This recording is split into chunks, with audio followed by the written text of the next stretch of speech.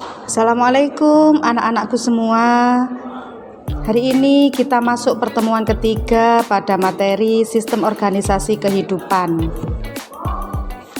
Pada pertemuan ketiga ini kita akan membahas tentang organ. Organ adalah kumpulan dari berbagai jaringan atau beberapa jaringan untuk melaksanakan fungsi tertentu. Tumbuhan, hewan, dan manusia memiliki organ-organ dalam tubuhnya. Contoh organ pada tumbuhan adalah akar, batang, daun, bunga, dan buah. Organ pada hewan dan manusia contohnya adalah jantung, paru-paru, usus, dan lain-lain. Ini gambarnya ya.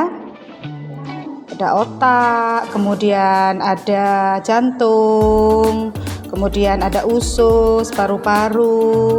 Ini pada tumbuhan ya, ada bunga, daun, akar. Sekarang kita beralih ke sistem organisasi kehidupan selanjutnya, yaitu sistem organ. Apakah sistem organ itu? Sistem organ adalah kerjasama dari berbagai organ untuk mendukung satu fungsi di dalam tubuh. Contoh pada manusia ada sistem pernafasan. Pada sistem pernafasan seperti yang kita lihat ini adalah gambar dari sistem pernafasan yang terdiri dari berbagai organ pernafasan. Kita mulai dari fossas nasalis atau ini adalah lubang hidung. Kemudian ada kavidat nasal, ini adalah rongga hidung. Ini rongga hidung. Kemudian ada kavidat bujal, ini adalah rongga mulut. Kenapa rongga mulut ada di sini? Karena bernafas itu sebenarnya juga bisa melalui mulut, tetapi tidak ada penyaringnya, tidak ada penyaring udara di dalam mulut. Jadi lebih baik bernafas adalah menggunakan hidung. Kemudian dari rongga hidung masuk ke bagian faring, kemudian laring, trakea, ada bronkus, ini bronkus, percabangannya adalah bronkiolus, kemudian ini adalah paru-paru. Selama bernafas, ini juga dibantu oleh otot diafragma, di mana otot ini menempel pada tulang dada, yaitu tulang rusuk dan juga tulang dada. Ini adalah semua organ yang bekerja sama membentuk suatu sistem yang bernama sistem pernafasan. Kemudian sistem organ yang lain adalah sistem pencernaan atau digestif.